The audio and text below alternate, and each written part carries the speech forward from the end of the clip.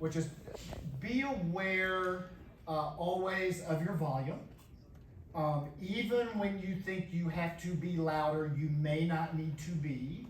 And when you are louder, it will strain your, unless you're really, really specially, it'll strain your voice in ways and do some things with it that didn't bother me at all here. I'm just using you to make a little point there. But that was really, really, you handled that beautifully. So I was on the other side of you when this live shot was going on. I was there, and well, another whole other story. But anyway, we were there, and the one thing about that, the wind was so bad, and so much stuff was getting picked up. You were talking, and it hit you. But I laughed about this because people will always forgive you for a couple things.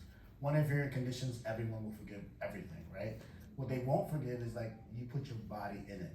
So you could have turned away from the wind and had the live shot on the other side. You didn't. You took it all in. That's what I appreciated and loved the most, because everything was coming right at you.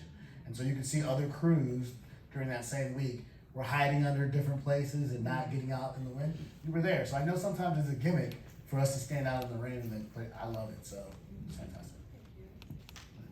For me, I didn't so the top of it felt very short, and I was like, where's this going? It was almost like you didn't get comfortable until after your anchor asked the question. I felt like that's when you kind of loosened up and you showed me what was going on. You lost me at the top of it, and then I reconnected in the second half because I felt like you did more of what we talked about. So do more of that, and then not so much of the, let me just tell you what it is and move on quickly. Did you notice the anchor was gonna ask you a follow-up question? No. So that's when you actually you got really calm and you had enough facts. You knew more, but you were trying to keep it contained for the time. Yeah. That's what made it so awesome on that second half, is because, oh, I've got more time, let me show you them down the street, let me show you the tape. So you were prepared. Yeah. And that's what was really awesome. Stephanie